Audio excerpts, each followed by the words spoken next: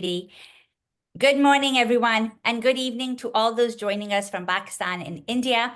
My name is Mehlaka Samdani. I am director at the Community Alliance for Peace and Justice, an advocacy group that seeks to improve U.S. policy towards Pakistan and Palestine.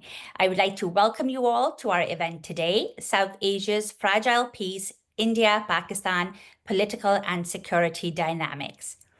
The horrific terrorist attack in Pahalgam on April 22nd, which killed 26 tourists, led to a rapid escalation of tensions between India and Pakistan. India's Operation Sindoor, launched on May 6th, targeted sites in Pakistan-administered Kashmir and deep inside Pakistani territory, prompting Pakistan's Operation Bunyanum Marsoos in response. A U.S.-mediated ceasefire on May 10th has paused hostilities, but tensions remain high and questions linger about the ceasefire's durability. Today, we aim to unpack the political, security, and strategic implications of this crisis. What were India and Pakistan's objectives? Who emerged as winners or losers in this crisis? What impact will this have for domestic politics? And what can the two countries, the US and international community, do to foster stability in a nuclear-armed region? To help us answer these questions and more, we have three very distinguished speakers with us today, who I will introduce in just a little bit. But first, a quick note about our format. So for the first 45 to 50 minutes, I'm going to ask our panelists a series of questions, after which we will open it up to audience Q&A. Please submit your questions in the Q&A function, and we will try and get to as many as possible. We invite all kinds of questions, just no bad language and no personal attacks against our speakers, please.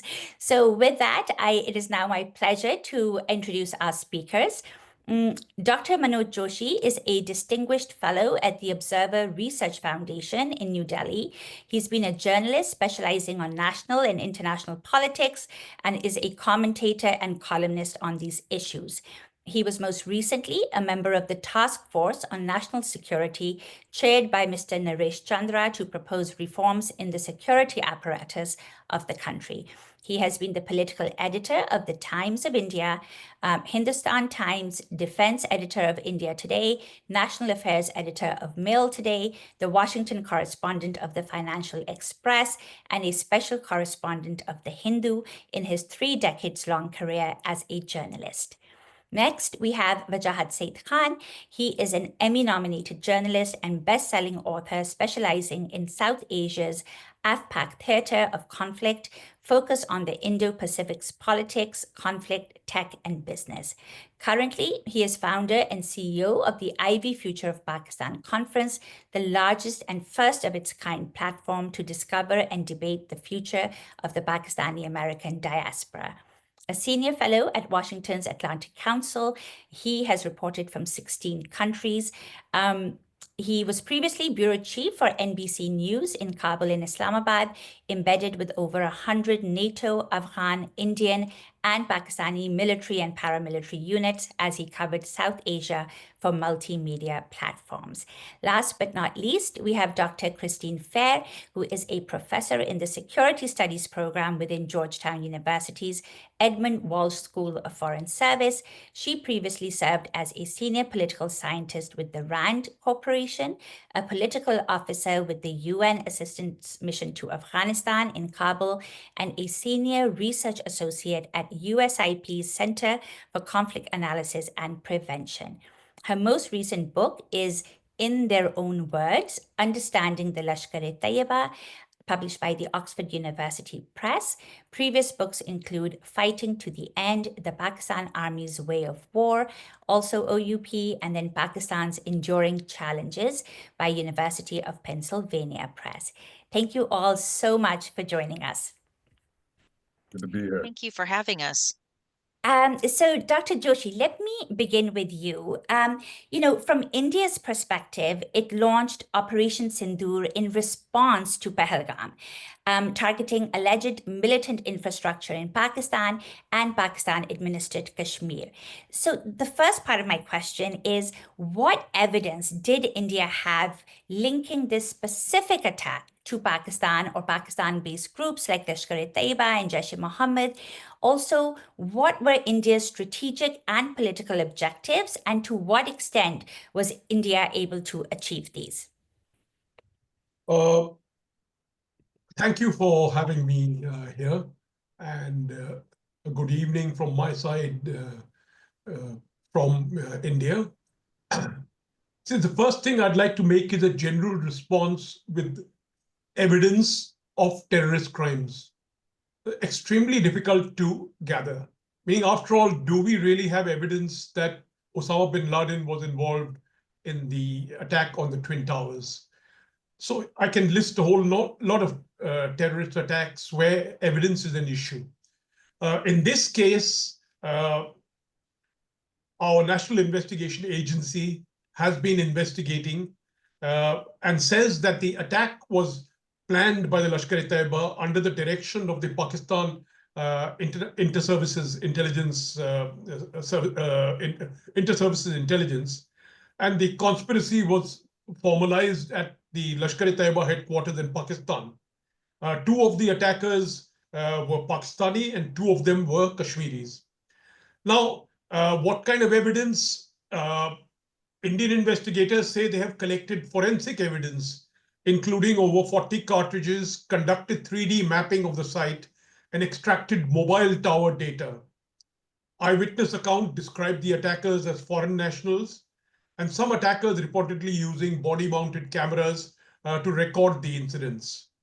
The National Investigation Agency claims to have linked Pahalgam attack to a prior LET-based attack in Sonamarg in 2024, with the same operatives being involved.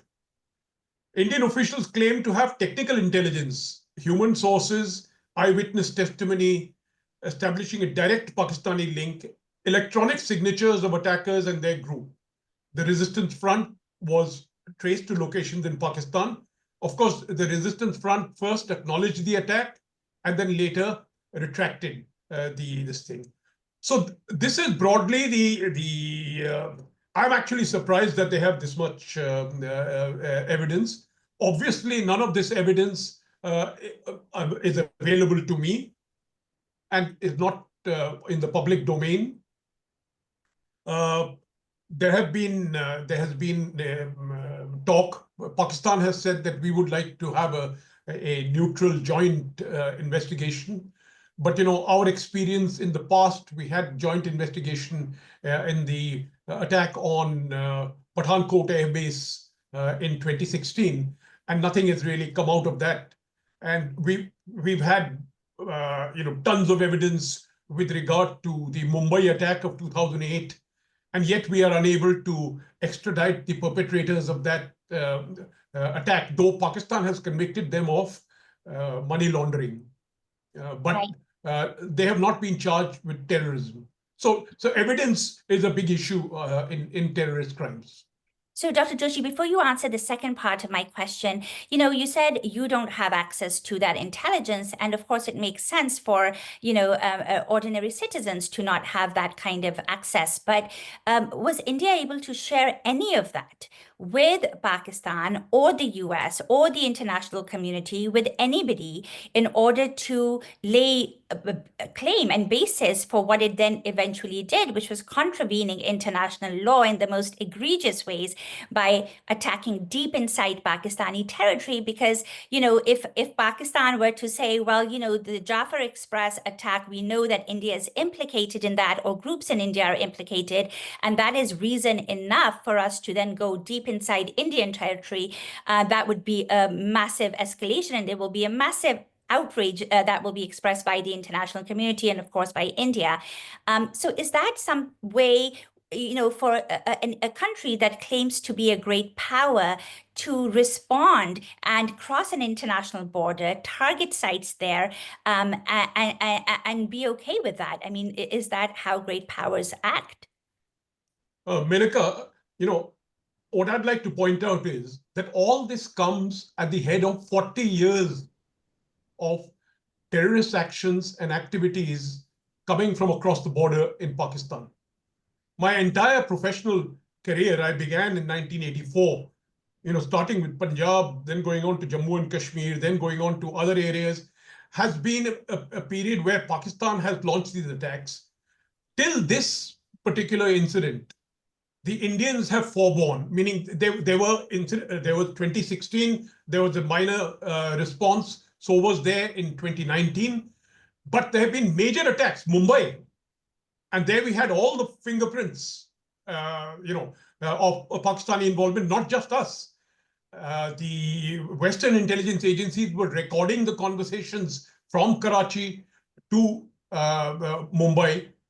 So all that was there. So what you are seeing is at the end of a process that there has been huge forbearance for 40 years, and the nuclear issue has kind of hung like a shadow over all this. And there has been things that, things will go nuclear and there can be a nuclear consequences of this development. But finally, India decided that enough is enough. What do we do when 26 people just get butchered in a meadow in Kashmir, civilians, unarmed people? In India, there was a huge amount of anger. And I think finally something snapped. And I think the leadership of the country decided that the hell with it, we are responding. And I think that was the kind of the attitude. And the second question you asked me is about these strategic goals of India. Yes. See, there is only one strategic goal. That is to somehow persuade Pakistan and the Pakistani establishment that you cannot sponsor terrorism. You cannot, or you should not be a sponsor of terrorism. You cannot use terrorism as a matter of state policy. So I think that is definitely a strategic goal because, Pakistan is where it is. We are where we are. So we're not going anywhere. We're going to be neighbors, forever. But if we have to be neighbors, if we have to live together as good neighbors, I think we cannot have a situation where terrorist attacks are launched on us. And as I said, I've seen this for the last 40 years. So it has nothing to do with just Kashmir. It has, it's much, much, much beyond that. And do you think that India was able to achieve that deterrence effect, like the impact that it wanted? Do you think with this operation, it was able to accomplish that? I think to some extent, yes. Because to some extent, from whatever reports I'm getting, there is a certain degree of satisfaction that we have sent the message.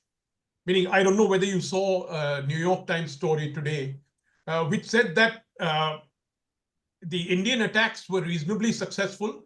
They were not too intense. And that is deliberately so, because after all this happened in a matter of 2 or 3 days.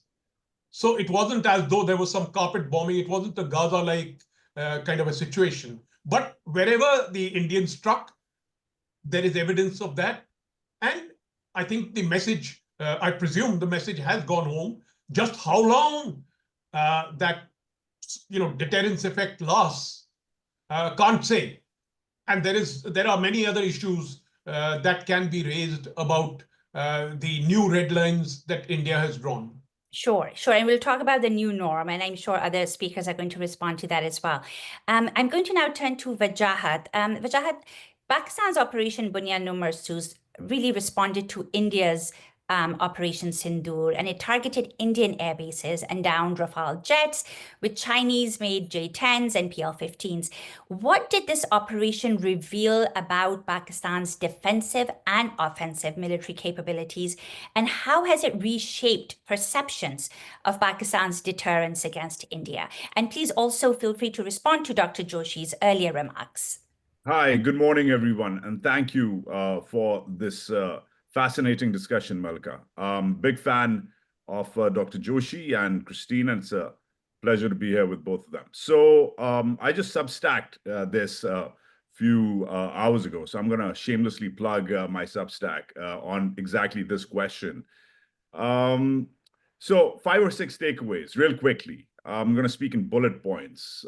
I don't have the articulate mannerisms of Mr. Joshi, so I'm going to keep it quick. Number one, bigger is not better. That's one takeaway we have. The Indian military has what is called a quantitative asymmetry when it comes to Pakistan. It's just bigger. It's just more men, more machines, more planes, more tanks, more everything.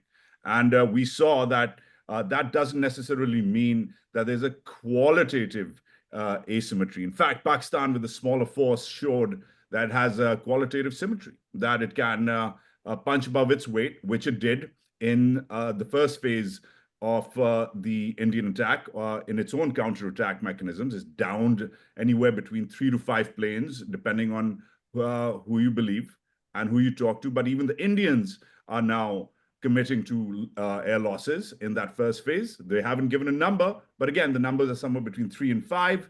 That's one. So bigger is not better. Secondly, broke is not weak. Pakistan is broke, terribly broke. The world's 43rd largest economy versus the world's 4th largest economy, a 400 billion economy, not even 374 to be exact, as of last year, versus a $4 trillion rising, shining India, which is, again, a G20 member of the Quad. But Pakistan is broke, but weak is a different issue. I think the Indians went into this calculating that Pakistan is not ready for a long war. It probably isn't, but in a short, intense conflict, Pakistan can and did stand on its own, and it did, as we saw. But that's what all perhaps Pakistan can take, is a short, intense conflict before it escalates really quickly. Third, expensive is not advanced. The Rafale is a much vaunted deal. It's been in the pipeline for a good decade. Lots and lots of politics and chest thumping, especially 56-inch chests have been thumped about the Rafale. But, well, guess what? Not one, not two, perhaps three. Again, depending on who you talk to. And expensive-wise, let's just look at it, do a quick cost-benefit analysis. And a Rafale Meteor package, well, that's Air Force jargon. I know Chris doesn't like military jargon. We were just discussing that. But a Rafale plus 2 Meteor package, that's a plane with 2 missiles, right? That costs the Indian roughly just about $288 million. That's around $280 million, $284 million for the Rafales, plus a couple of million per pop for those Meteor missiles, right? The Pakistani package, which, as you said, Malika, is the PL-15s and the J-10s. The Pakistani package is a $42 million package. $40 million for the J-10, which, by the way, reports indicate that the Pakistanis haven't even paid for, and around $900,000 a pop for those PL-15s, which have, frankly, downed several Indian aircraft. So premised on that, the whole nature of the buildup to the war, and by the way, the buildup has been happening not over the last 2 weeks. The buildup has been happening over years. This was a tipping point, sure. The Pahalgam incident was a tipping point, but the Indian buildup has been happening over years. In fact, it's fair to say that over a decade and a half, India has been the larger importer of arms in the world. Not in South Asia, not in Asia, on the planet. And this has been happening for a decade and a half. Pakistan's defense budget wanes in comparison to India's. We can, if you look at open source intelligence, the Indians are touching somewhere 70, 80, maybe $90 billion versus the Pakistanis, who haven't even breached the $10 billion mark in years. The first increase just happened days before the war at about 16%. Is that the first increase? The Pakistanis are broke. The Pakistanis are smaller. And the question is, were the Pakistanis at fault or not? And I think that's where I'm going to let you take this conversation. But even if they were, what's funny, I'm in New York right now. What's funny, Malika, to your question to Dr. Joshi, is that just yesterday, a team of Indian diplomats has finally arrived at the United Nations here to discuss exactly the intelligence that Dr. Joshi was appraising us about. That's funny. So the war happens first, and we approach the UN later. I thought it was the other way around the last time I checked the global order, that if you have intelligence against any certain country, actor, non-state actor, you go to the Security Council, you thump the table, you say, can I have your attention, please? This country has attacked me. Here's the intelligence. The Indians are doing that after the conflict, not before the conflict. I find that strange. And premised on that, I find a lot of other things strange, especially the way the Indian media has been behaving. But that's perhaps in a second round of questions, we can address that. And I think in response to 9/11, I think that is the sequence of events that happened, right? So the US did rally international support, took that information to the UN before launching Operation Enduring Freedom. What do you think this time, though, Wajahat, in terms of the narrative around Pakistan being a co-sponsor of terrorism that the Indian government had been propounding? Do you think there was that resonating with the international community, with the international media, or was it slightly different this time? I think Pakistan's done a remarkable job of shooting itself in the foot over years of its policies. Pakistan probably has some of the worst PR in the world versus India's, which is remarkably slick in its PR. While both countries have a lot of communal issues internally, issues against the minorities, the Indians literally get away with murder, while the Pakistanis don't. Both countries have problems, but of course, in just the terror sphere, we're not talking about communalism, we're not talking about minorities, we're not talking about how they treat their women, we're not going there. We're just talking about terrorism. Pakistan has a long and jaded history of its experiments with the militant outfits going wrong. It starts right in the 40s with the first Kashmir war, where the apologist frame of mind in Pakistan says, oh, it was the Qaid-e-Azam, Muhammad Ali Jinnah, who was the first perpetrator of proxy war, because we're smaller, because we've been done wrong in the partition, because India is larger, bigger, badder in every way. Proxy war works. That's the Pakistani apologist point of view. Compound that with its experiments with Islamism, and you have what you have today. People throw phrases like Osama bin Laden, Taliban, safe havens, Quetta Shura around, and the Indians are particularly good at throwing around the Jaish-e-Mohammed and the Lashkar-e-Tayyiba and the University of Terror phrases, and they're taken credibly because Pakistan's done a terrible job and has a terrible record. But it must also be said that the Indians, especially under this right-wing Hindu nationalist government, the Indians have also upped the ante of late. The Indians have been hitting targets in Vancouver.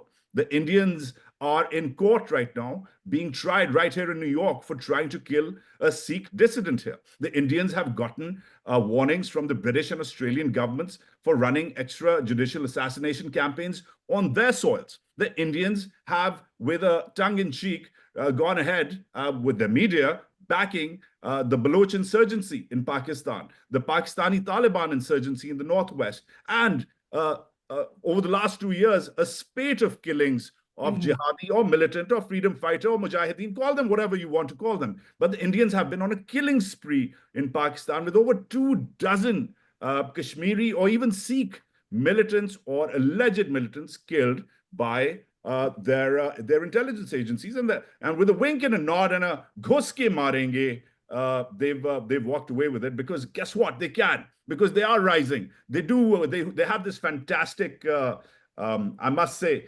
enviously, they have this fantastic PR machine which does well. But should it provide camouflage for India's dirty underbelly, which is now partially exposed? Minutes ago, the BJP just launched an 8-minute video asking its supporters to support fake media. And they said, even if your Sena, your military is losing, but your media is saying it's winning, support fake media. That's literally the BJP's messaging on day 2 after the conflict. That's shameful for the world's largest democracy. Shameful. Oh, sure. I mean, I'm sure Dr. Joshi will have a response to that when we come to him. But I think that transnational repression that has been taking place in countries like Canada and the US by the Indian government, I think that has given people, I think, pause in the international community around claims of cross-border terrorism.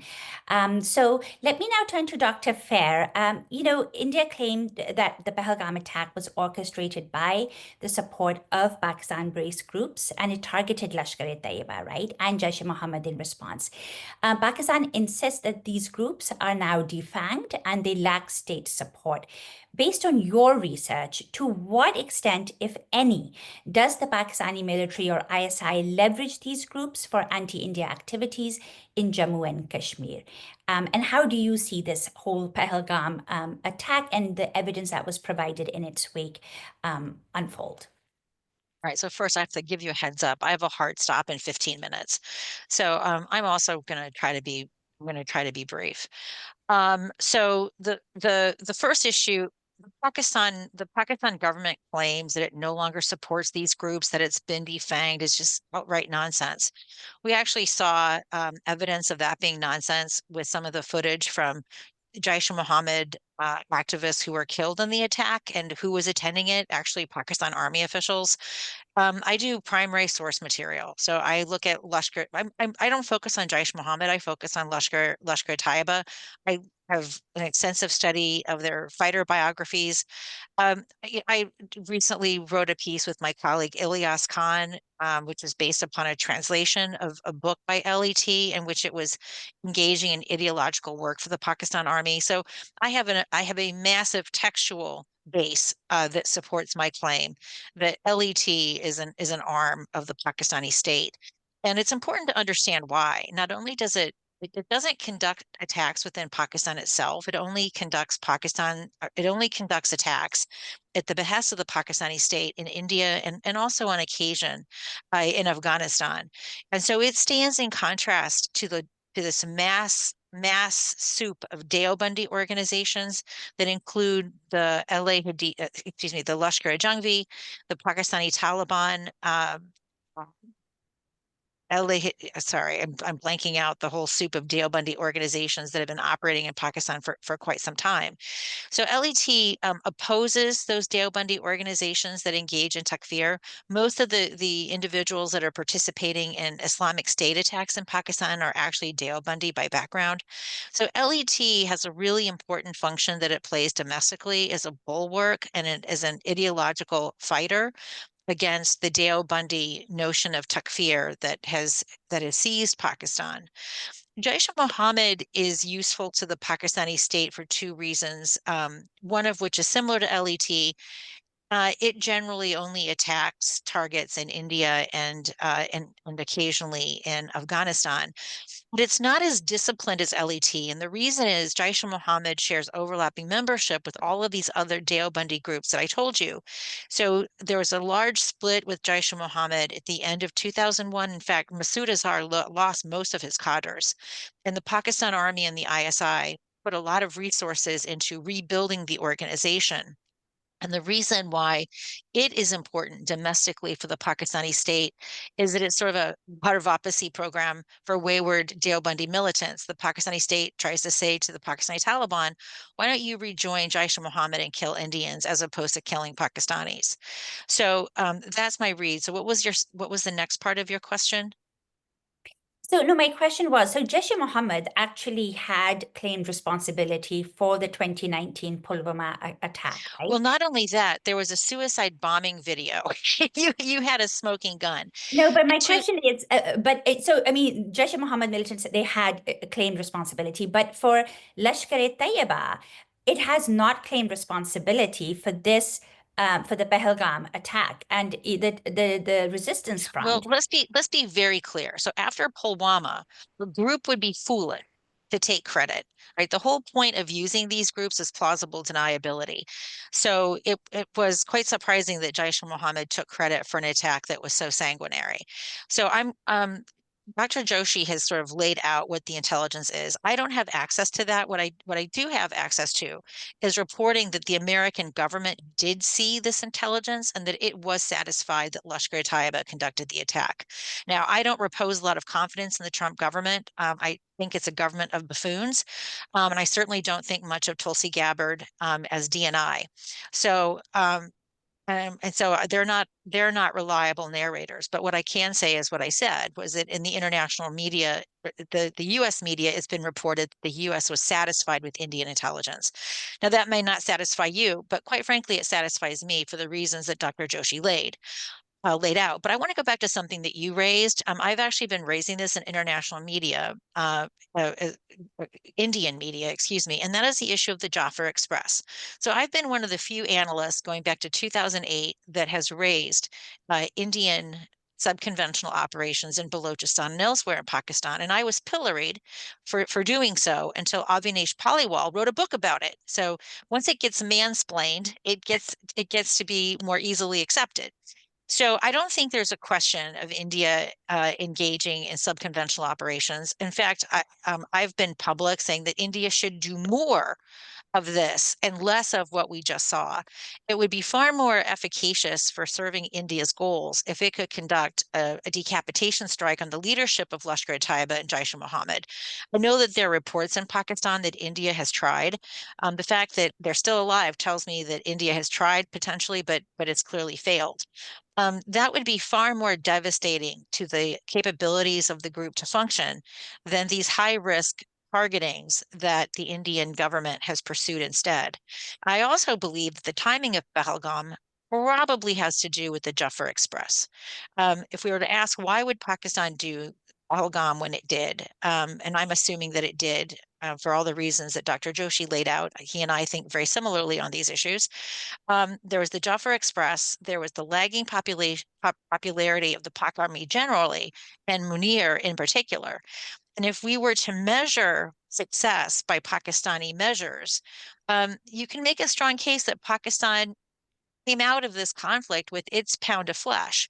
Yes, the New York Times and the Washington Post both reported that Indian targets generally that Indian missiles generally hit their targets, but they also said that the damage was minimal and not catastrophic, as the Arnab Goswamis of the world have claimed. But international media has also said that at least 2 and up to 5 aircraft were shot down by the Pakistanis. If you look at the international messaging, the Pakistanis also gained. Most of the messaging, including American messaging, rehyphenated India and Pakistan. They reintroduced the both sidesisms, which gives legitimacy to the Pakistani position that Kashmir has a dispute.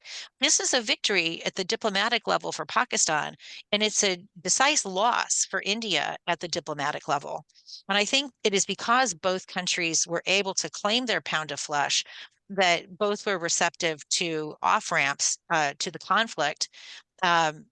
And also given the what appeared to be a rapidly escalating conflict, far more rapid in escalation than we saw at Pulwama.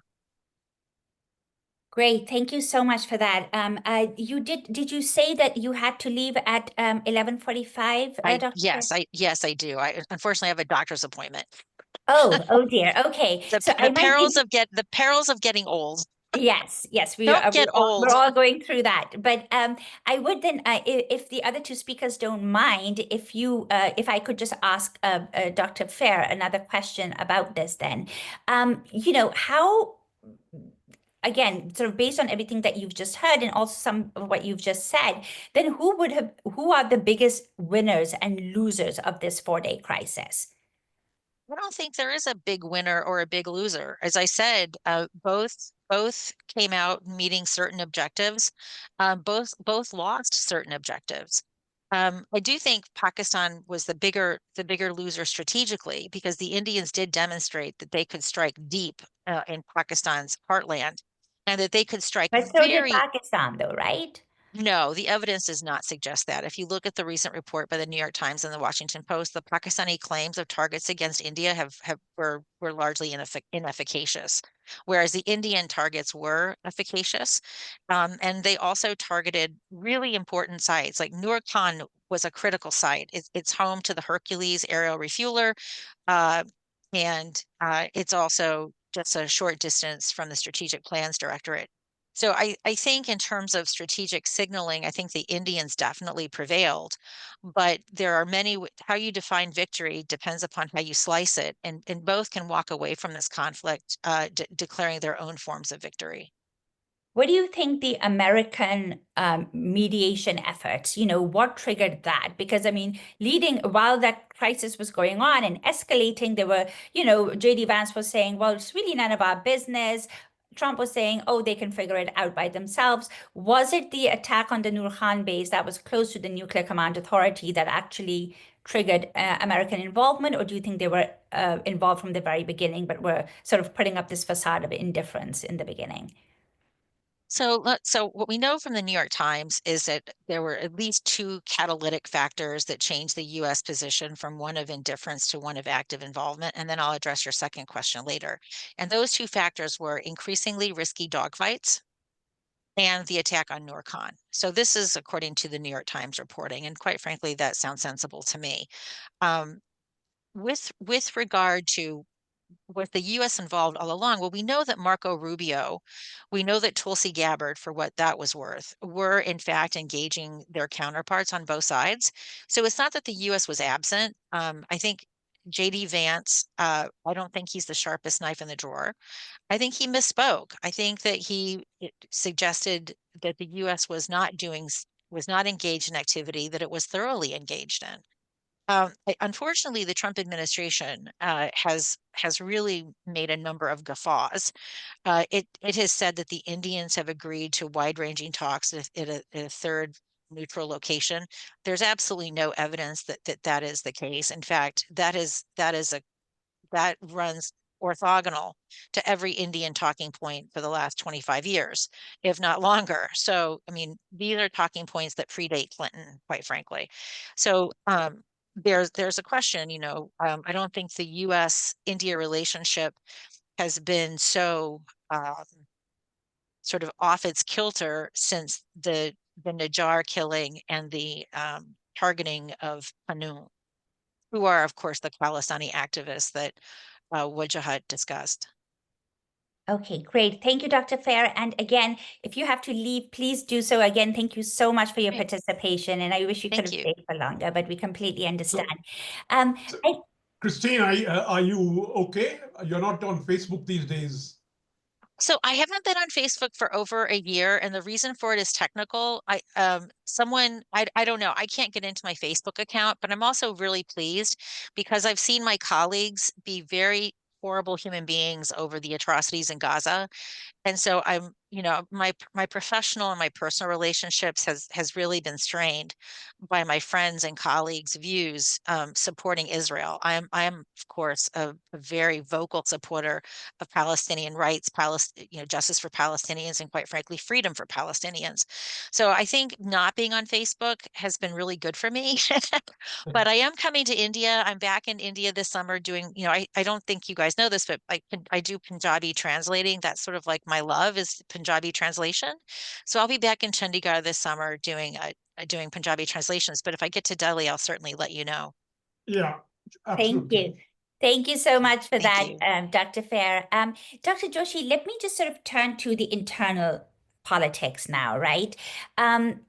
So, in the wake of Pahalgam and everything that has ensued, do you believe there is any space left in India to talk about legitimate Kashmiri grievances in Indian administered Kashmir? The draconian laws and conditions that they're subjected to, the suppression of dissent, the Public Safety Act, arbitrary detentions, etc. That is the first part of the question. What will happen to that? We've seen that there have been house demolitions in response to Pahalgam and others. So I'd love to hear your take on that and how Indian civil society is going to respond to some of those things. And then also, how will this escalation, the four-day war, shape India's domestic politics, particularly the influence of Hindutva ideology and the targeting of minorities, especially Muslims in India? Well, with regard to Kashmir, yes, this is an issue. What happened in Pahalgam, for the first time, we saw a public reaction in Kashmir. We saw candlelight vigils, we saw anger, we saw support for India. At the brutality of the attack upset a lot of people. And this is really the first time we are seeing this in Kashmir. And so many of us, meaning I have actually written about this, feel that this is an opportunity. This is an opportunity to do precisely that, meaning to try to ease the burden of the Kashmiris on the security front, in particular, the reduction of arbitrary detentions, the reduction of arbitrary demolition of homes, all that should go. And the best, and this is the point where the Indian policy of winning hearts and minds should once again be resumed. And this has not been happening for some time. The government has taken a hard, tough stand on Kashmir ever since it came to power in 2014. From 2017 onwards, there has been a tough government policy. But this, the outcome of Pahalgam, I felt was an opportunity where you can shift things. And I think the Kashmiri leadership led by Omar Abdullah, who's recently been elected as the chief minister, also understands this. But the thing in Kashmir is that you have quite a mountain to climb, because you have to first restore the statehood in Kashmir. Statehood in Kashmir, Kashmir was reduced to a union territory of India in 2019. So you have to restore statehood there. Secondly, you have to study the security situation, because last year there were quite a few attacks in the Trans-Pir Panjal area, Poonch, Rajouri, Riyasi, and some of those areas. And then after Omar took over as chief minister, some of the attacks resumed north of the Banihal Pass. So the security remains an issue. So it is very difficult to convince the authorities that you ease off on security because of Pahalgam, because the actual tendency would be to become even more tougher. Right. On the security front. So but Omar Abdullah is not even in charge of security, right? It is the governor. No, he's not. That's what I'm trying to say. Yes. That would be, as I said, there was a high mountain to climb. So the first stage in that is actually the restoration of statehood, for this thing. And then we can move in the other fronts. But as I said, right now, the prevailing mood, especially after Pahalgam, because I think there was security lapse on the part of the authorities. The meadow was unguarded, you see. And so these are issues which they are now catching up with. So I think for a while, you're going to have pretty tight security in Kashmir. But as I said, I think the Pahalgam incident is the beginning of a process which the Indian state should utilize to try to restore normalcy in Kashmir. Now, as far as the second part of your question is concerned, the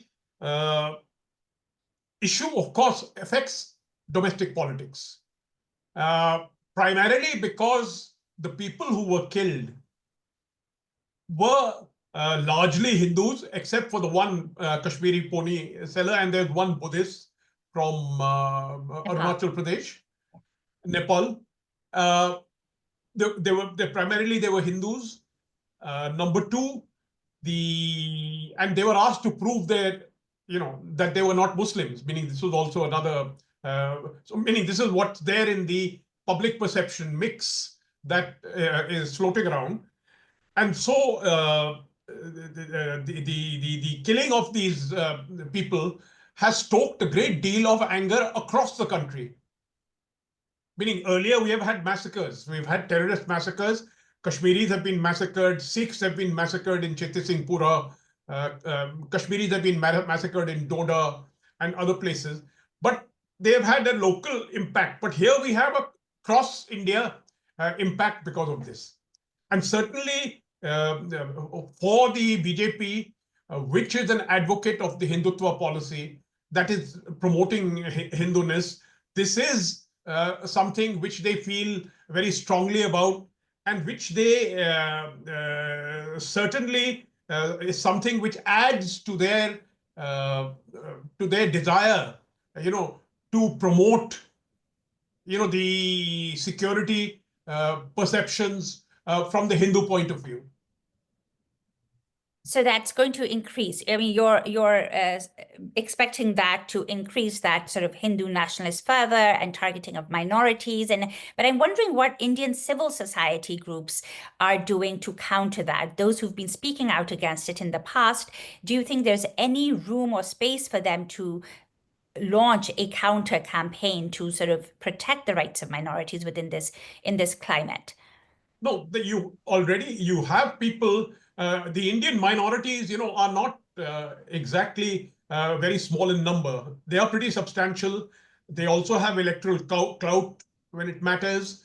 You also have leaders like, Mr. Owaisi, who talks his mind, Omar Abdullah, many other leaders in the minorities who take a tough stand and are quite assertive in defending their rights. You're seeing the recent issue of the Waqf bill going through the Indian Parliament and the resistance that has been mounted by elements of the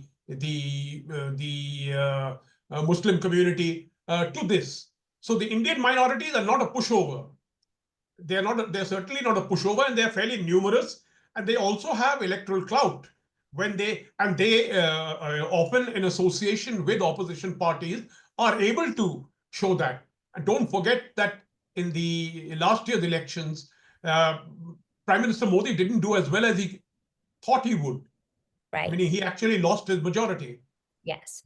And in part, it's the nature of Indian politics is how you're able to build a coalition.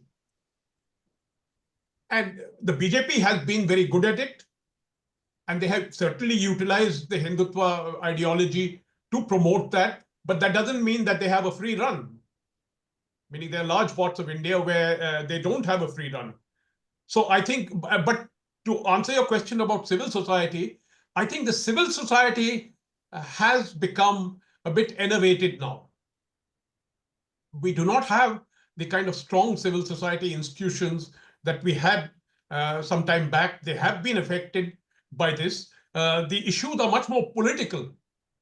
So instead of civil society, it's a political clash, meaning between the Hindutva ideology and the ideology of the opposition parties combined.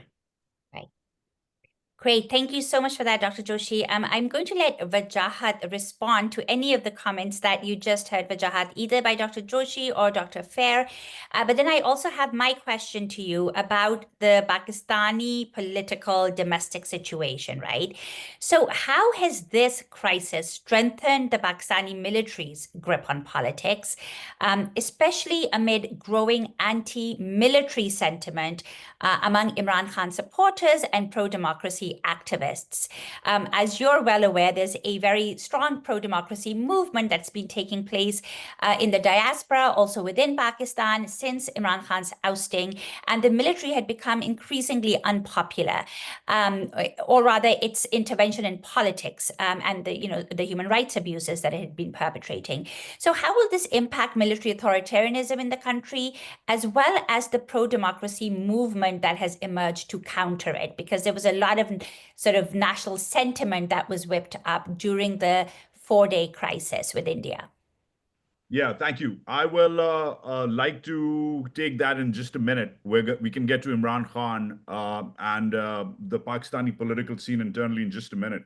Mm-hmm. But firstly, to Christine's take, I've sort of put together a winner's scoreboard to embellish her points and also challenge a couple of them. I agree mostly with what she said, but I do take I will take a different point of view to a couple others. Firstly, I think in my scoreboard, in the build-up to the war, India won. As stated earlier, India did a better job in its global diplomatic blitz of naming and shaming Pakistan.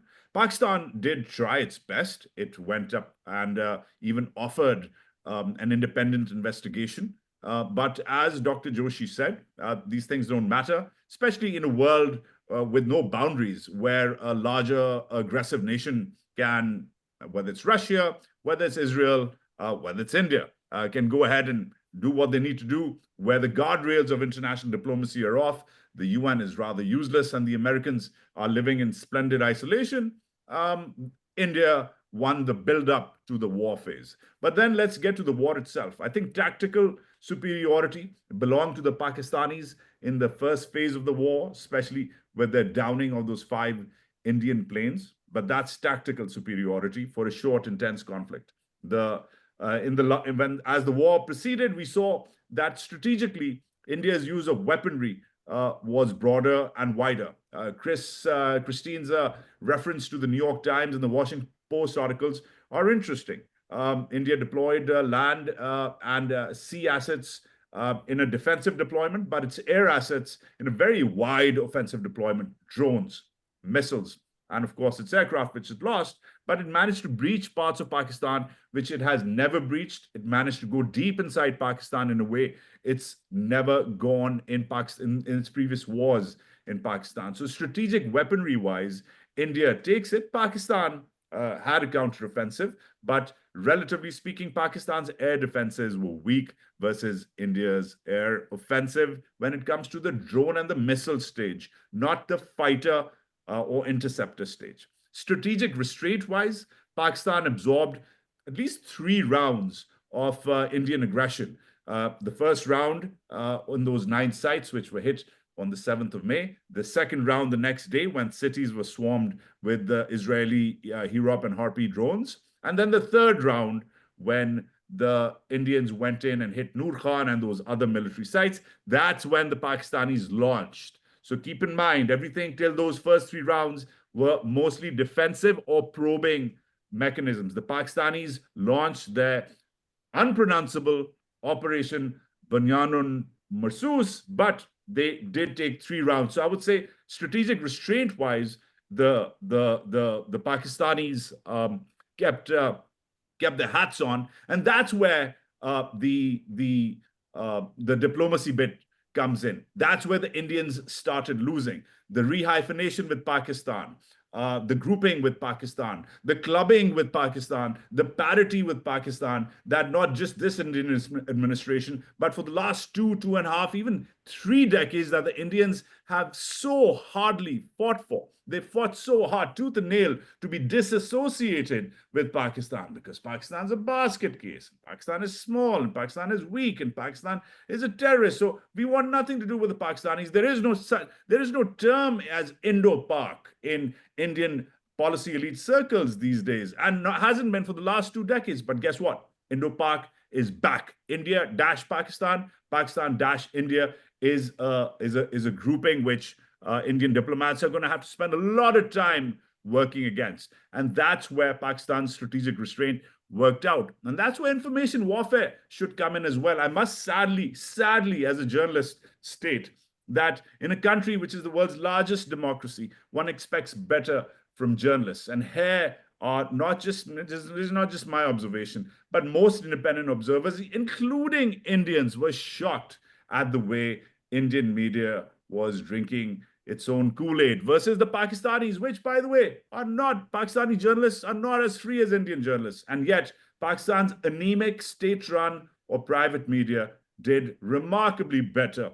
and was more balanced. Of course, some of them were drinking their own Kool-Aid too. But I'm talking about the largest fair, where I would say information warfare was a draw, where it really came down to, for the first time. This was the first war which was really televised. This was sort of our 1991 Iraq crisis in South Asia. I thought it was really interesting that the information warfare bit, which doesn't get enough academic attention.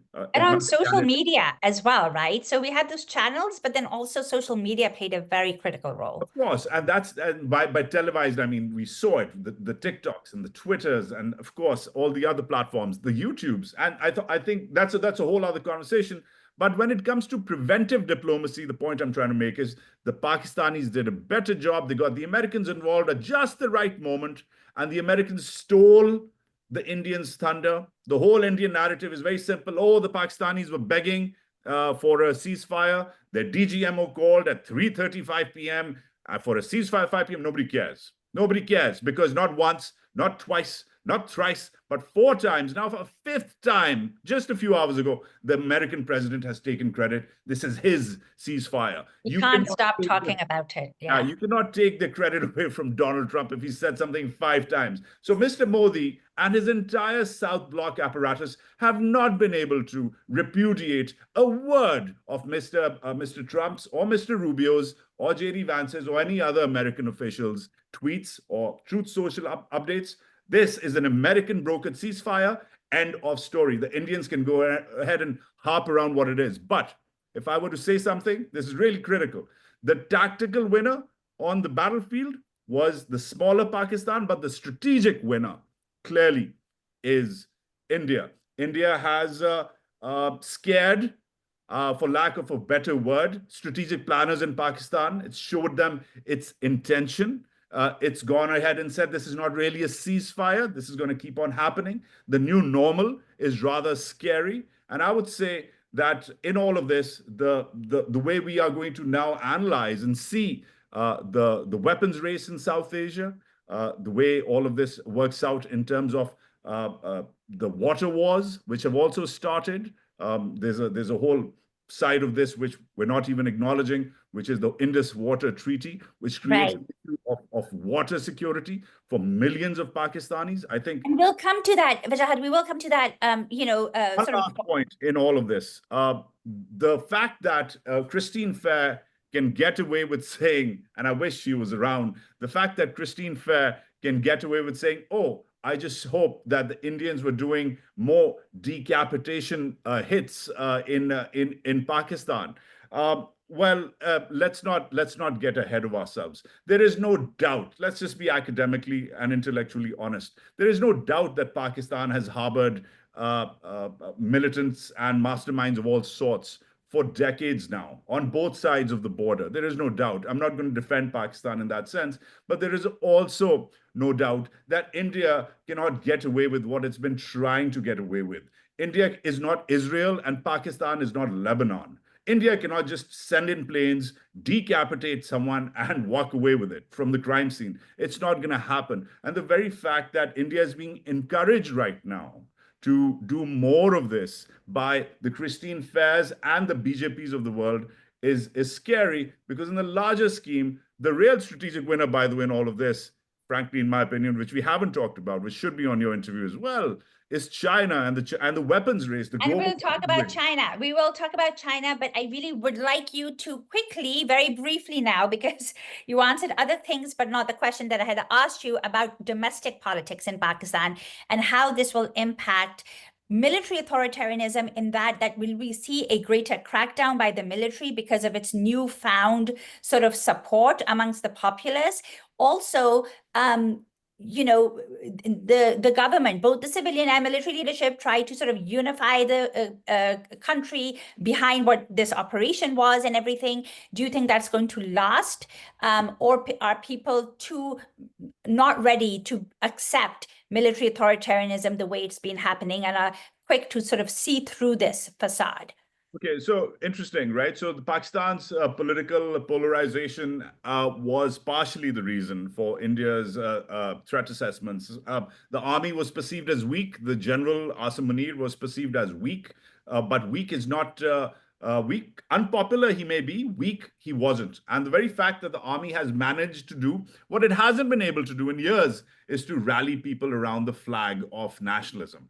Mr. Modi has empowered the Pakistani military in a way where even the Pakistani military couldn't have empowered itself with this flag of war. Now, that creates an earthquake on the other side, which is the opposition, which is the PTI, which is the Pakistan Tehreek-e-Insaf and Imran Khan. What about I guess your question is, what about the democratic future of Pakistan? Well, the good news is that there are rumblings of, for the sake of national unity, there are rumblings, there are stories in the military-run press that talks with Imran Khan might proceed. But for now, Imran Khan and his PTI are on the back burner, front and center, popular and powerful.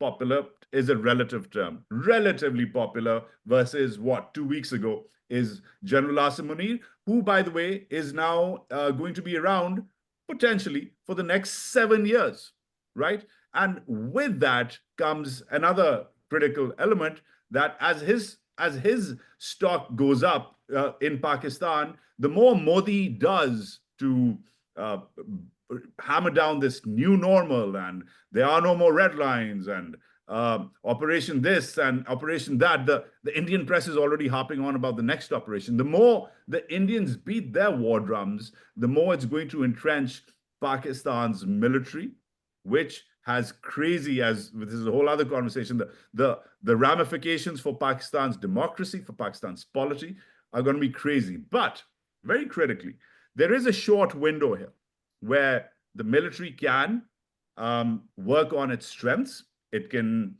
go ahead and implement critical reforms the Pakistani economy needs.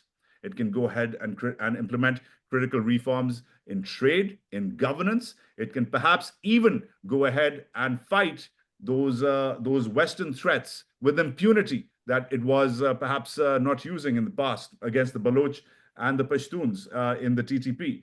Premised on that, the bottom line is to tell you very simply 3 takeaways. 1, this is not good in the short run for Imran Khan and his PTI because they've been backbenched.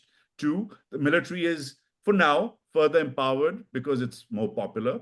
And 3, the military will have a very short window. This feel-good window will not last long. But the military will have a very short window to make its reforms and push its agenda. However, that window will be expanded if the Indians keep on beating their war drums, and they have every intention of doing that, it seems. Yeah, interesting analysis. I will push back on that just a little bit. I do agree with most of what you just said, but I feel that Pakistan is currently going through this revolutionary moment. It's not there yet in terms of the numbers on the streets that you see against military authoritarianism, but we are seeing the people, the pro-democracy activists, galvanized in a way that we've never seen before. We've seen the Pakistani American diaspora push back, and I feel this window is almost negligible because even as the crisis was happening, there were people on social media, digital terrorists, as the Pakistani state likes to call them, who were calling out their own military leadership in the midst of all of this and are very clear about the fact that they are no longer going to buy the military's narrative about how we all need to be unified, because there is this sense in Pakistan right now that, yes, India is absolutely an external threat, but we have an internal threat of military authoritarianism that affects us more urgently and more immediately. I know we have a very deep disagreement around that, but we can talk about that. There's no disagreement around that. No, but I think that there is. I think we have a. No, let me circle back. No, Wajahat, because I think we do need to move on only because we need to bring in questions and we need to get to Dr. Joshi, who's been waiting patiently. You can't put words in my mouth that we have a disagreement when we don't. So I deserve the right to repost. We don't have a disagreement about the fact that there is a moment in Pakistan right now where people are seeking space against the military. But the military has just gotten a lot of space back. And unfortunately, I don't think that those people who you just mentioned are going to be winning it anytime soon, especially because of the larger existential threat that is seen with Indian actions. And I think that those very same people, yes, I feel like they again feel that their existential threat really emanates from within than it does from Indian aggression that ended 4 days ago. This is something that they've been experiencing for a very long time. So with that difference of opinion, we are now going to move on. I do have another round of questions for both our speakers, but I really feel that we need to bring in Dr. Joshi and some of the questions from the audience. Dr. Joshi, we do have a question for you, and that is, which says, if Narendra Modi had not taken away Kashmir's autonomous status, 370, would the recent terrorist attack have occurred? Well, I think it would still have occurred, because don't forget that was 2019. We are here in 2025. So if there was a direct connection between that event and this attack, I think the attack would have taken place. I don't think it is connected, because if you look at the 2019 events, when autonomy was taken away, when the state of Kashmir was demoted to a union territory, thereafter, very little happened. Meaning very little happened. Even from Pakistan, we did not get that much of a pushback, as people have spoken of. We were having back-channel conversations with Pakistan. 2019, 2020, 2021.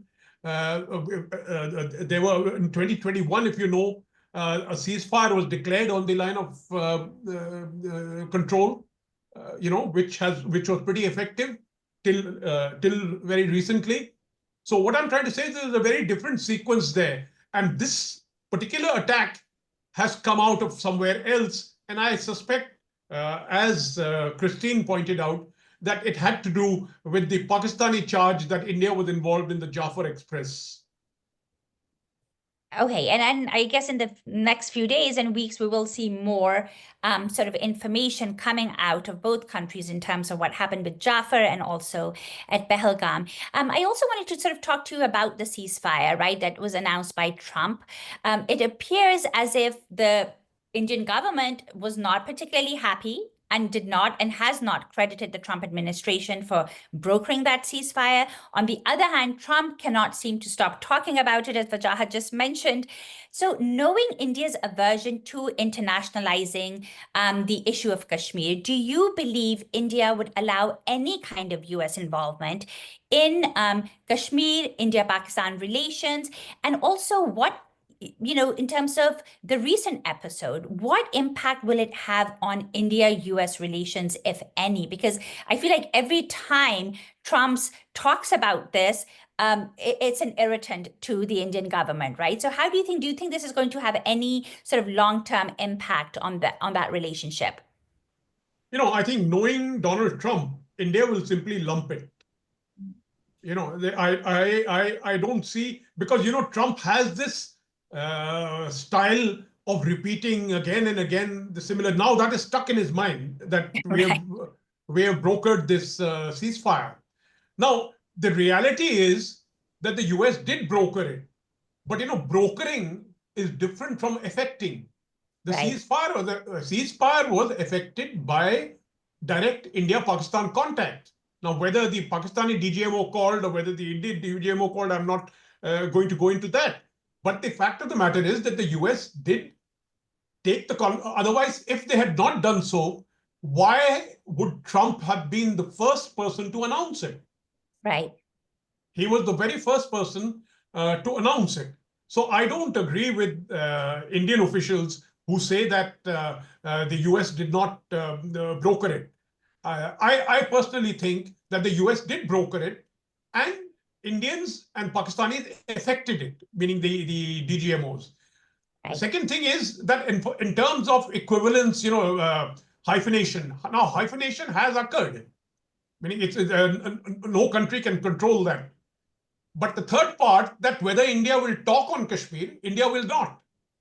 India will not talk on anything except bilaterally, because under the Simla agreement, we had agreed. We've done the UN bit. We have gone to UN time and again. We went to UN in 47 complaining of Pakistani aggression, and the UN turned around and made it into a India-Pakistan issue. So as far as India is concerned, we've been burnt once by the UN. That's the reason why we don't go to the UN on these issues.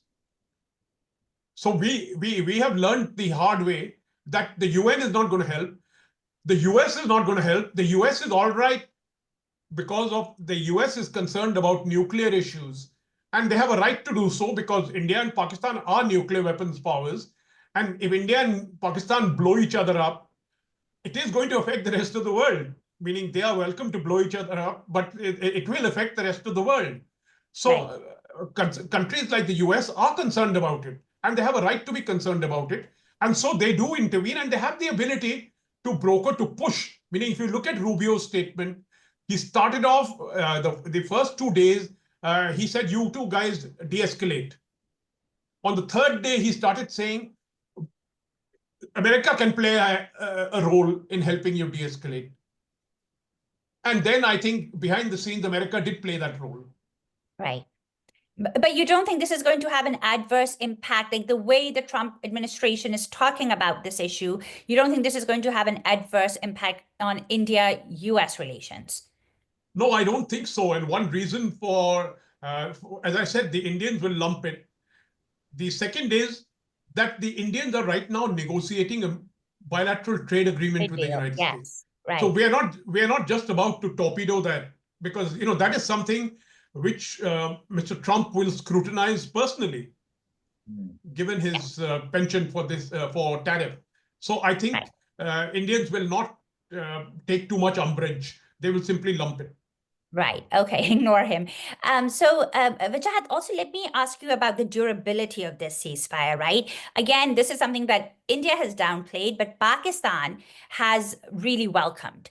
And we've seen Shehbaz Sharif, I think he's, thanked almost every country in the world now for being involved in sort of de-escalating the situation. Like every 15 minutes, there's a new country he's thanking. So my question is, how durable is this? Because, even Modi talked about it as being a pause right now.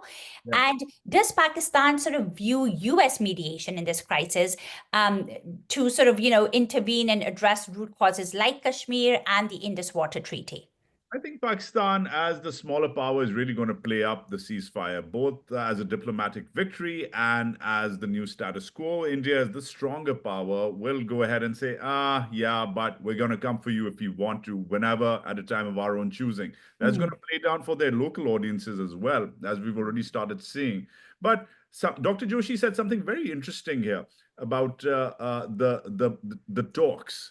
And so did Christine. And I feel like that's really where the heart of the matter is. Talks have, in a way, already begun. Allow me to expand. Firstly, there was the immediate knee-jerk reaction, especially from Indian media, from the Arnab Goswamis of the world and other analysts of the world, was, Rubio's wrong. There aren't going to be no talks, no neutral venue, no talks. Nahi, ye nahi ho sakta, right? Now, that is the stated Indian position, no talks, and that has been for several years. But two things have occurred. Firstly, Pakistan has written back about the Indus waters. Now, the Indus water letter was written by India, but Pakistan's writing back, and that is now being reported. That's begun. That's not really talking. That's correspondence, but correspondence is the beginning of talking. That's interesting. And it's being reported widely on Indian media. That's one. Two, Mr. Modi, in his address, in his OV1 address, which I don't think we have time to analyze that, but he said something very interesting. He said, and I'm quoting, Agar Pakistan ke saath baat hogi, meaning if there is a conversation with Pakistan, it's going to be on two things, terror and POK, which is the Indian term for Azad Kashmir or Pakistani administered Kashmir. The Indians like to call it Pakistan occupied Kashmir. Now, you can call it Pakistan occupied Kashmir, or you can call it a Bear Burger, or you can call it Shake Shack. I don't really care what you want to call it. The good news is that within 48 hours of Marco Rubio's assessment, which he hasn't repudiated, that they are going to be talking, the Indian Prime Minister, India's most powerful man, is saying, if there is going to be any talking, he's not saying there's no talking.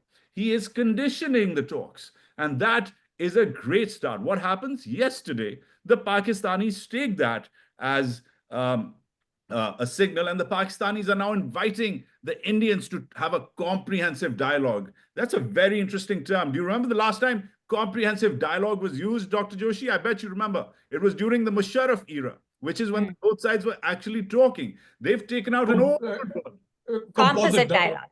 Composite dialogue. Right. They've taken out an old word from an old dictionary, an old playbook, and they're calling it, not the same, similar, comprehensive dialogue on Kashmir. Now, this is really interesting. Neither side is repudiating Rubio. The Indians are being, of course, they have to be tough about it, and they are being tough about it. And there's a lot of ifs and buts and T and C's and terms and conditions. But frankly, neither side is saying no talks ever. The Indians have to be more brazen about softly rejecting it, because they haven't walked away as the winners, clear winners, which they wanted to be because of the ceasefire. And I think that gives me hope. As someone who tries to watch the diplomatic space, this gives me hope. However, in all of this, I don't think it's fair to assess that the drum beaters from both sides will have you believe this. The Pakistanis won is what the Pakistani military will have you believe. The Indians won is what the Indian military and its purveyors will have you believe. I think the truth is somewhere in the middle. Pakistan's a tactical winner. India is the larger strategic norm setter. There is a new norm here, which the Indians can dictate. And for me, most interesting to watch in all of this is now how diplomacy prevails. And from what I understand, signals from both sides have started. Will the Americans be able to grandfather this through? I'm not quite sure. I agree with Dr. Joshi that Mr. Trump, once he gets on a certain track, he keeps on repeating it. He's really sticking with this 1,000-year mantra, which is completely inaccurate. Like he actually believes his own, he believes his own BS, Yeah. right? But Right. but the very fact is that he's sort of now, in the last 6 days, he's mentioned this 5 times. He's sort of obsessed about his own little victory, and that could create a place in American diplomacy where he's like, hey, Marco, what about those Pakistanis and Indians? Are we doing something about it? And Marco will be like, yes, sir. He's like, go get over there, talk to them. He's capable of doing that. And if he's capable of doing that, well, I must say, the Pakistanis will love it. And the Indians aren't going to be in a position to depose Mr. Trump's Yeah, and he whim. keeps referring to the trade deals, right? So that Yeah. might be that carrot that he's going to talk. And there is parity. And just a few minutes ago, Mr. Trump chimed in about Apple, not about Apple opening its plant in India. And he said, India, hold on to that for a minute. So he is using the trade bargain, the carrot and stick, to make sure he gets the best deal out of India. Pakistan doesn't have much to offer. Pakistan's given him a take what you will tariff deal right now.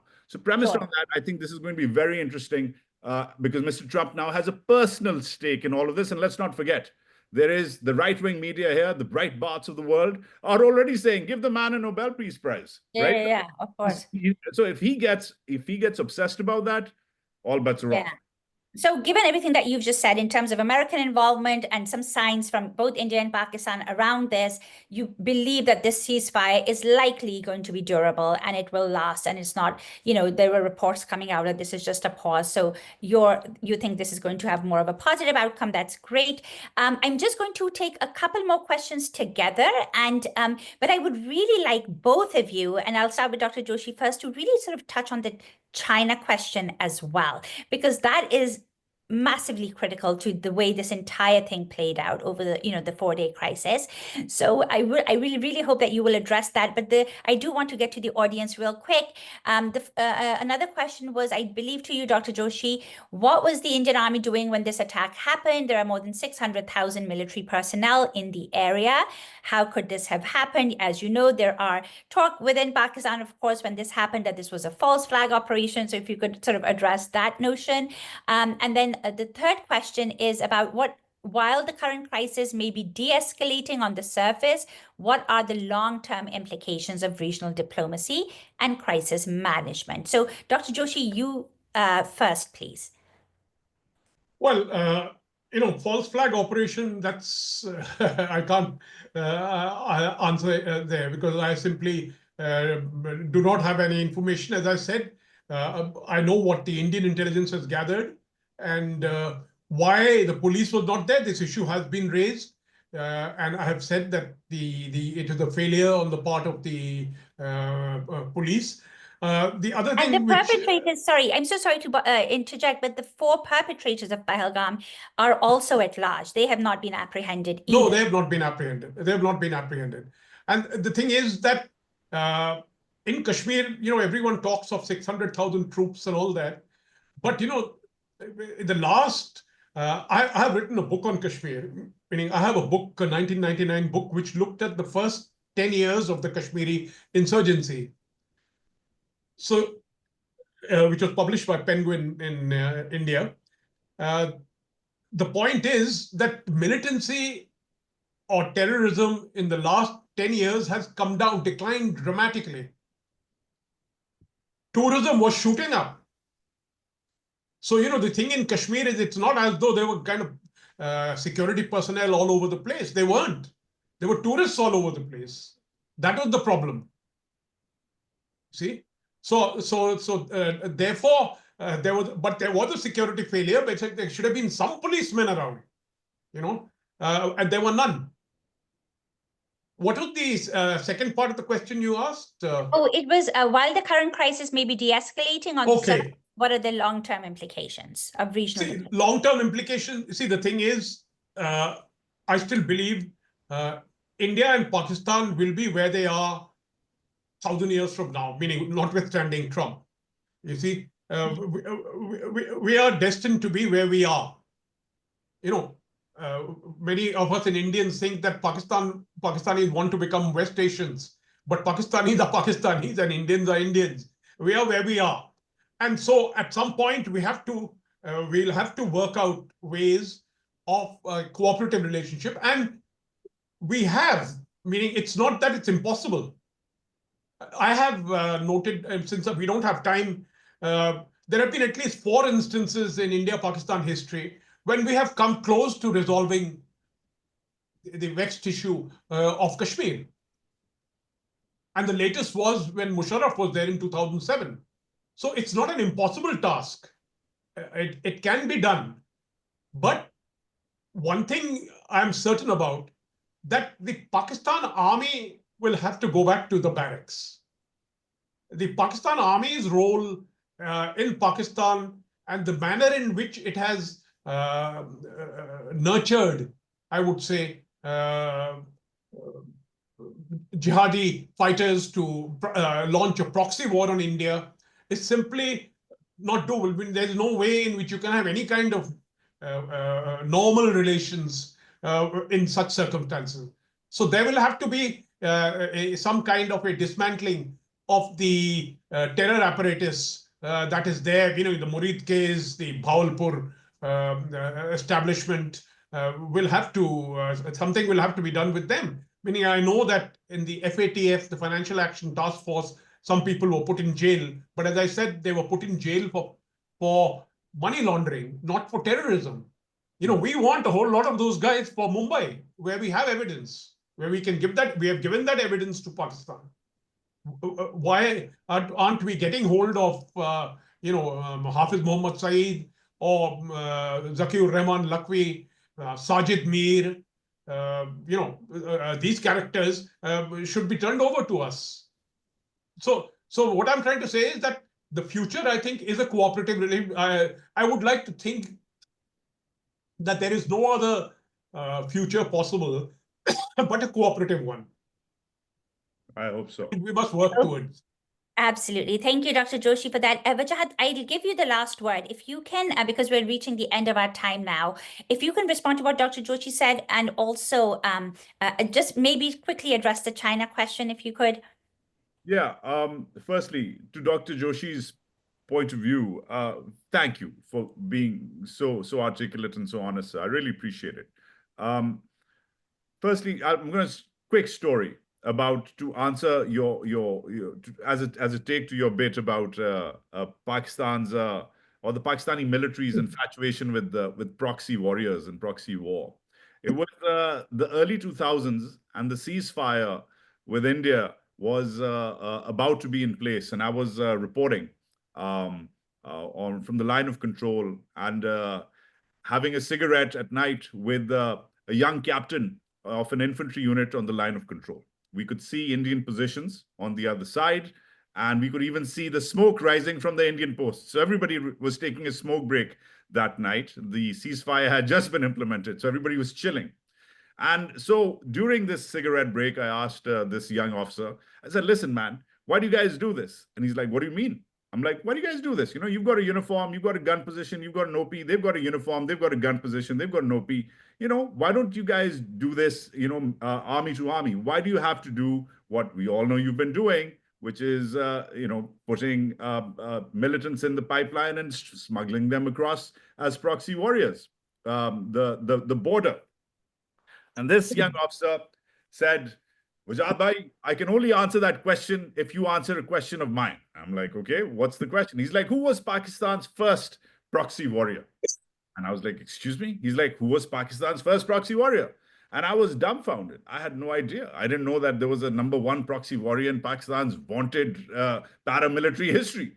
I was like, I have no idea. He's like, Wajahat bhai, if you don't know the answer to that question, we can't really, probe this subject. Because if I was like, okay, well, tell me. He's like, well, the first proxy warrior of Pakistan was Qaid-e-Azam Muhammad Ali Jinnah. And I was like, please tell me more. He's like, well, it was the fall of 1947-48 when we started fighting. And that's where the Qaid himself went on to make a decision that Pashtun tribesmen would cross over and fight the Indian airlift into Kashmir because his own generals, the Goras, Auchinleck, etc., were not taking orders. So because India is bigger, because India is larger, it's badder, it's always got the initiative, partition was unfair to us, etc., etc., proxy war is effectively a part of our larger strategy because that's how it is. Now, this goes on to really underscore the deeply entrenched nationalistic leanings because Muhammad Ali Jinnah is a very different figure. He's not a mullah. He's not a Hafiz Saeed. He's the founder of the country. He's the gold standard of what's supposed to be great in that country, right? Now, that is a very, very deeply entrenched bit, but it gets further entrenched. It gets further entrenched when on the other side of the border, Hindutva, anti-Muslim bashing, entrenches the Pakistani military, as we have discussed. The Pakistani military, yes, must go back to the garrison. It must go back to the barracks. But wars, as we know, across the board, wars right now only allow militaries to gain more ground and civil society or peacenik bits to cede ground to the militaries. Currently, even liberal Indian media is harping on with op-eds about how this is a good time to get India's multi-role aircrafts procured, how this is a good time to further develop weapons, how this is a good time to counter Chinese PL-15s and J-10s. So even the civil society in India right now is saying, military, please develop more. We have this threat of Pakistan and China. We can't take it anymore. So premised on that, the Pakistani military at this moment is further empowered. Is that a good thing for Pakistan in the long run? /no. No military should ever exceed its constitutional boundaries. But the very fact that a larger, greater, and I must say, really aggressive enemy on the other side is beating those war drums now with the sort of non-secular and extremist behavior we don't expect from it. Pakistan, as Salman Rushdie has said, India is going through a Pakistan phase. India is experimenting with those same detrimental religious dogmatic principles that Pakistan has experimented with and failed. Through the 70s and 80s, Pakistan's experiments with Islamism have backfired, and the Indians seem to be doing just that under this right-wing government. And that is something which really scares me in the long run for both countries. The Pakistanis are already suffering through the long-term impacts of mixing church and state. The Indians seem to be catching on as well. And that's problematic in a nuclear threat. With that, I have just one point. I want you to know that under the Modi government, funding for India's defense has been declining steadily as a proportion of GDP. Meaning That's an Modi important point. Modi is actually underfunding India's MOD. Meaning every year in the last 5 years, as a proportion of GDP, money is coming down. That's interesting. That's an interesting thing to know. But India does remain still the largest importer of arms in the world, doesn't it, sir? Yeah. Meaning that I have no doubt. But all I'm trying to say is that far from being building up a war machine, Modi is actually underfunding it. And Dr. Joshi, do you think that might change after this episode? Do you think there might be a change in that after this episode, Dr. Joshi? No, I think if I know Modi, Modi genuinely believes that that there will be no major war involving India, whether it is with Pakistan, whether it is with China. He believes that there will be no major war involving the two, but he wants that money. Why? He's a politician. He wants the money for welfare programs that for the public. He wants the money for investment in the growth of India, development expenditure. So he wants to focus in those areas which pay him off as a politician, which give him a payoff as a politician. Just a quick point. I found it, and we don't have to debate this, but I found it very interesting that in the wake of Pulwama, Mr. Modi was effectively saying, agar Rafael hote, to kya hota? Like Amitabh says to Rekha, agar tum hoti to aisa hota, tum hoti to vaisa hota. But in the wake of this crisis, he said something very interesting. And that is really, really indicative of where things are going. Last time he was looking for foreign fighters, and he got them. This time he's saying made in India is the answer. So yeah, but made in India is a very inferior fighter. Yeah, Meaning well, so made in India, the made in India fighter that we have has been around, been doing it for the last 40 years. Its quality is but meaning, that goes on to show you, right? That last time he made a case for French fighters, he got them. This time he's making case for Indian fighters. See, what I'm trying to say is we will still get those French fighters, probably. But all I'm saying is when you look at the statistics, you can look at the military balance, the Institute of Strategic Studies military balance, and look at the multi-year funding. You'll find the funding is declining slightly. Okay, well, gentlemen, we really do have to wrap it up here. There were so many other issues that, of course, we wanted to get to, but we couldn't because of time. Thank you so much, Dr. Joshi, Wajahat, Dr. Fair, who's left, for a really illuminating and thought-provoking discussion. And thank you to everybody who joined us, either through the live stream or in the Zoom room. Today's webinar, I believe, really underscored the complexity of the India-Pakistan crisis, the mistrust between the two countries, compounded by domestic politics and regional flashpoints, really at this moment demands nuanced diplomacy. It demands dialogue and also accountability from all sides. And I do think that we got to a bit of that.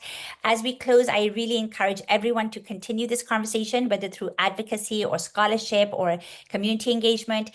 We will publish, we will share the recording of this webinar as well. And again, thank you both so much for your time and for your very nuanced analysis. And thank you to everyone. Thank you.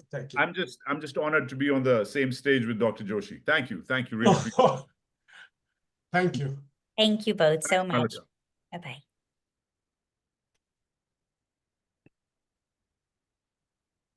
Okay, well, that was good, Malika Samdani. If you want to further debate what you were saying, I'm always happy to talk about the Imran Khan bit.